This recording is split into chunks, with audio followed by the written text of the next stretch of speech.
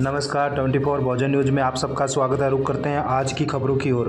Bahujan Samaj party की ओर से लालगंज लोकसभा क्षेत्र की प्रत्याशी डॉक्टर इंदु चौधरी लगातार गांव में जाकर डोर टू डोर चुनाव प्रचार करती हुई नजर आ रही है। दरअसल आपको बता दें, डॉक्टर इंदु चौधरी पिछले कई सालों से धरातल पर बहुजन समाज पार्टी के लिए काम करती हुई आ रही है। उसको ध्यान में रखते हुए पिछले दिनों आदरणीय बहन कुमारी मायावती जी ने उन्हें लालगंज लोकसभा सीट से प्रत्याशी बनाया है। डॉक्टर इंदु चौधरी के सभाओं में लगातार लोगों की बढ़ रही संख्या ये दिखलाती है आगामी दिनों में बहुजन समाज पार्टी की ओर से इस सीट पर जीत दर्ज हो सकती है। आइए सुनते हैं इंदु चौधरी को कि वो किस प्रकार गाँवों में जाकर बड़ी बड़ी जनसभाएं कर रही है और किस प्रकार वो आदरणीय बहन कुमारी मायावती जी के दिशा निर्देश पर बहुजन समाज पार्टी के लिए प्रचार प्रसार करती हुई नजर आ रही है।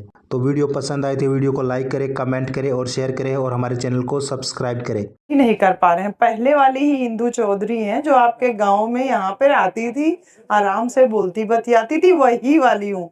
इतना माला पहना रहे थे, कौन जरूरत, इसी मारे नेता लोगों का दिमाग खराब हो जा रहा। हमको वजह समझ में आ रही है। इसे पहले बोले विधानसभा अध्यक्ष जी को कि एक पहरा ले भैया, कौनो सुरखा के पर नहीं लग गए हमको। आपकी बेटी हूँ मैं, आपकी बहन हूँ। जैसे पहले आती थी गाँव गाँव में, वैसे अभी आ रही हूँ, आगे भी आती रहूंगी। हाँ, ये है कि स्पेशल हो गई हूँ कि बहन जी ने बड़ी जिम्मेदारी हमको दे दी है, तो कुछ काम तो करना है ही है, लेकिन हूँ आपके बीच की ही और हमेशा वैसी ही रहूंगी। अभी जितने लोग पहले कार्यक्रम में दिखते थे, अभी सब भौकाल झाड़ रहे हैं, मैं फलाना अध्यक्ष, मैं फलाना अध्यक्ष। अरे भैया, हम लोग सब एक दूसरे के कार्यकर्ता ही हैं। ठीक, हमारी नेता केवल हमारी माननीय बहन जी हैं। तो बहनी, हमारी बहन जी हमके इतना बड़ा जिम्मेदारी सौंप रही, एकदम ऐसा लागत है कि इतना बड़ा काम हमन के करे के है और अकेले हमरे बस का ना है करे खातिर। ये बिना आप लोगों के सहयोग के, बिना आप लोगों के पार्टिसिपेशन के ये काम नहीं हो सकता। आप लोगों के बीच में पहले भी आई हूँ, रात रात में कार्यक्रम, यहाँ एक एक डेढ़ बजे तक कार्यक्रम हुआ है। हाँ, गाना बजाना से ले करके मंच वाला कार्यक्रम होता रहता था। और जयंती पे तो खैर माहौल नंबर 1 पे हमेशा रहा है कि दिन रात दिन रात दिन रात इधर कार्यक्रम होता रहता है।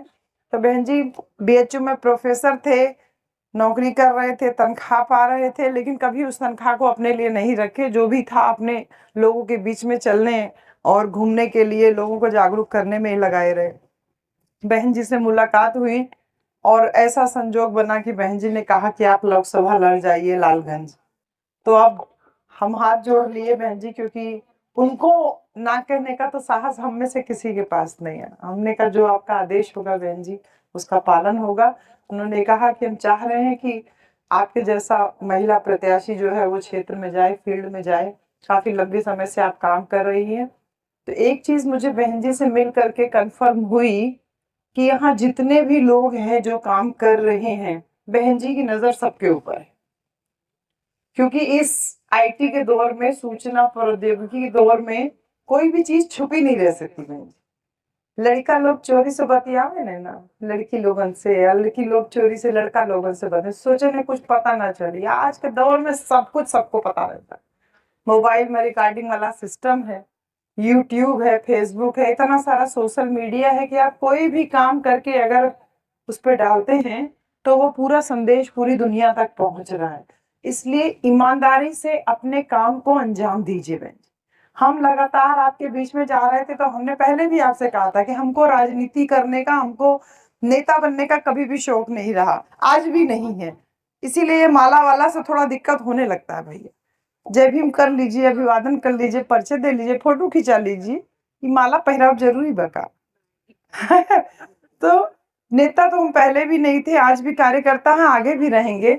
लेकिन बहन जी पहले नौकरी करते थे, नौकरी करके बीच में लोगों के आते थे। आज बहन जी ने जिम्मेदारी दी है, उस जिम्मेदारी के तहत आपके बीच में आए हैं। अपना काम ईमानदारी से करते रहिए, ये संदेश वहां से लेकर के आए।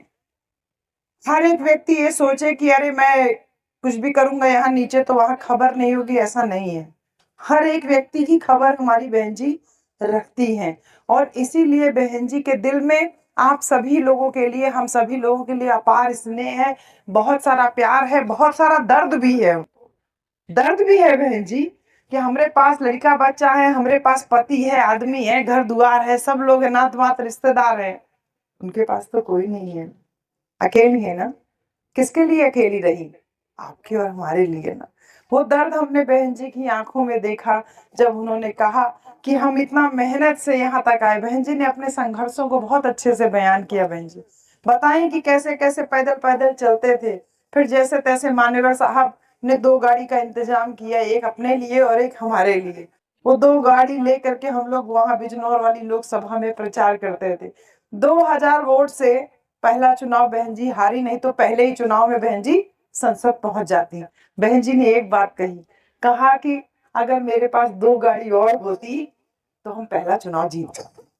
कितनी छोटी सी बात लग रही है ना, खाली 2 गाड़ी, कितने उससे मतलब जो बहन जी ने भोलेपन से कहा ना, सिर्फ 2 गाड़ी और होती तो हम संसद पहुंच जाते।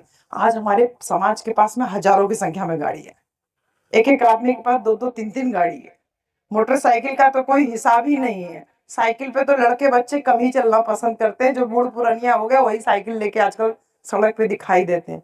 आज साधन संसाधन की कोई कमी नहीं है, लेकिन बहन जी का संघर्ष लोगों को नहीं दिखता। वो यहाँ तक पहुंच गई है, वो सबको दिखाई देता है, और पीछे बैठ करके उनके बारे में उल्टा सीधा बोलना हम सब लोगों को सुनाई भी देता है, दिखाई भी देता है, और उल्टा सीधा बात भी करने भी लगते हैं हमारे सारे लोग। तो हम भी उससे अछूते नहीं थे।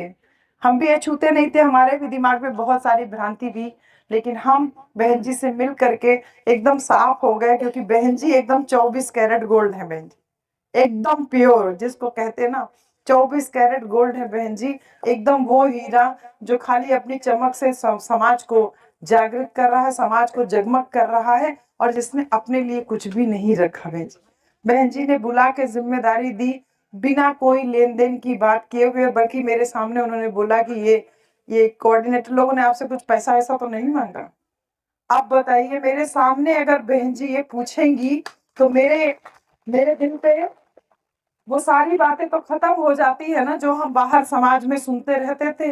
अब मैं आपके लिए सामने प्रत्यक्ष गवाह हूँ। सभी सेक्टर के अध्यक्ष जो लोग पुराने लोग हैं, आप लोग जैसे फेकू राम जी, एक नाम याद हुआ हमको। हाँ, नाम इतना अच्छा है कि वो नाम किसी को भी याद हो जाएगा। फेकू राम से इंदु चौधरी तक का सफर है ये भैया। क्योंकि ये सांसदी का केवल चुनाव नहीं है, ये एक बड़े संगठन के एक बड़े बदलाव का भी चुनाव है, जिसकी नींव में फेकूराम है।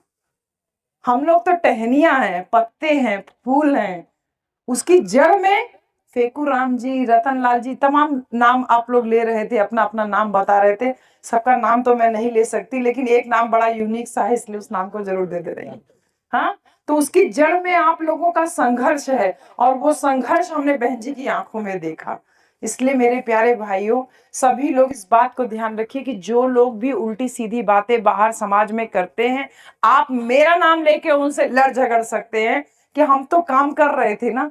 हमको तो यही लगता था कि मेरे जैसे हजारों लाखों लोग जो बहन जी के लिए अपनी जान भी दे सकते हैं, हम भी देने के लिए तैयार हैं। बहन जी ने यही बात कही कि आप लोकसभा लड़िए और जीत करके आइए, क्योंकि लोग यहाँ आते हैं, उन्होंने संघर्ष को नहीं देखा, आए यहाँ प्रत्याशी बने, जीते, और जीतने के बाद धोखा दे के चले गए।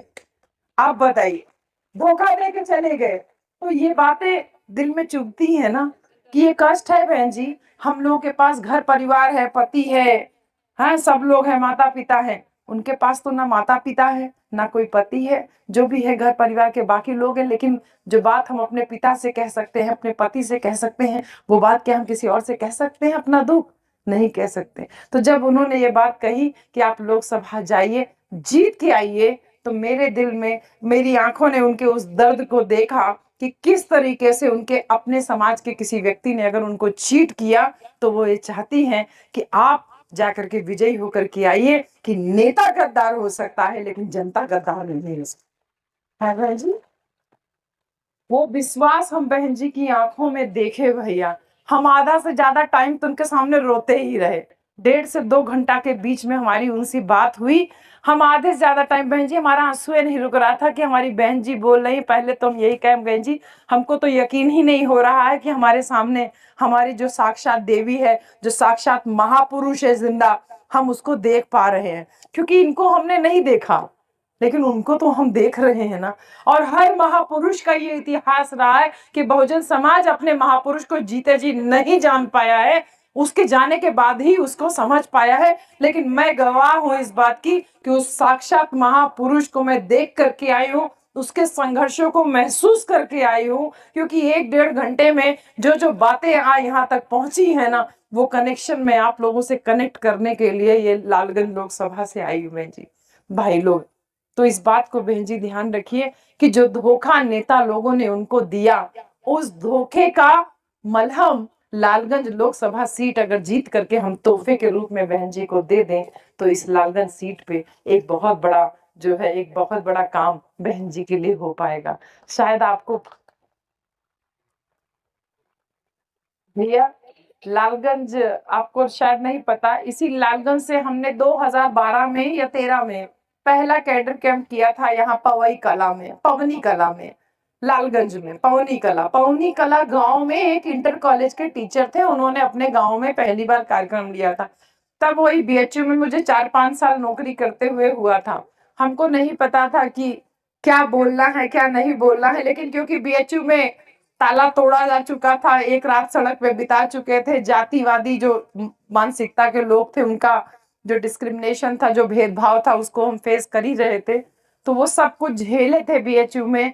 इसलिए जब वहां पहुंचे तो अपना संघर्ष बताए कि देखिए बीएचयू में ऐसा ऐसा हुआ, लेकिन बाबा साहब का संविधान था मेरे साथ में, इसलिए हम बहुत मजबूती के साथ, दमदारी के साथ बीएचयू में आज भी खड़े हुए हैं।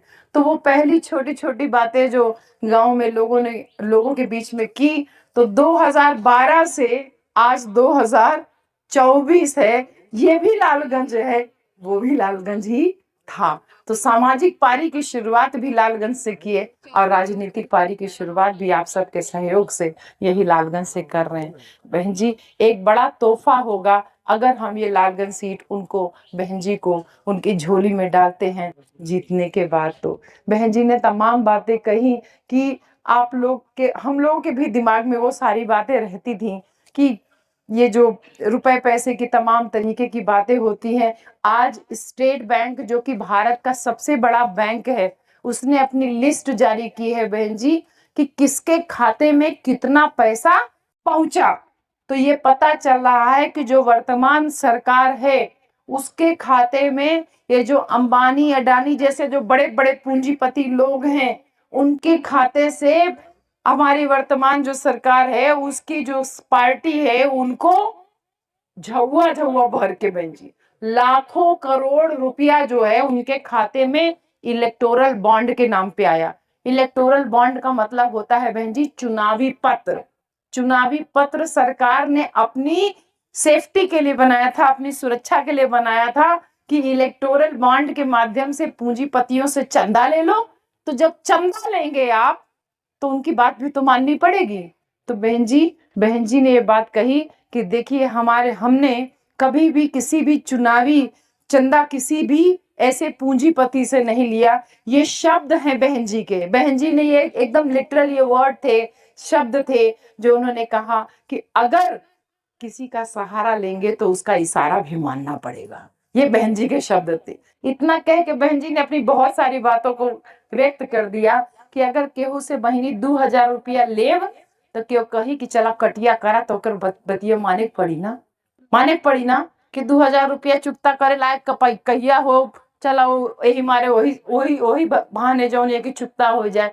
तो जौन लाखों करोड़ों रुपया का, जिसका हम लोग गिनती में जीरो भी नहीं लगा पाएंगे, इतना इतना चंदा ये सरकारें लेती हैं, तो वो काम किसके लिए करेंगी?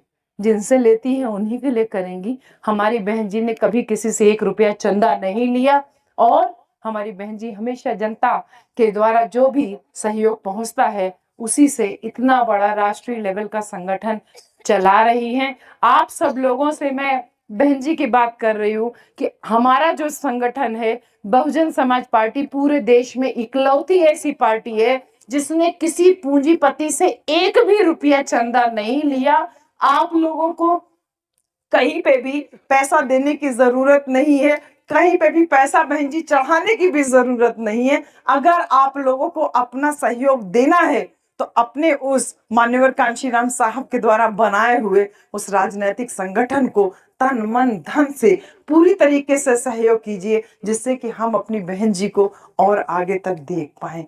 इस बात का भी आप लोग ध्यान रखिए मेरे भाइयों।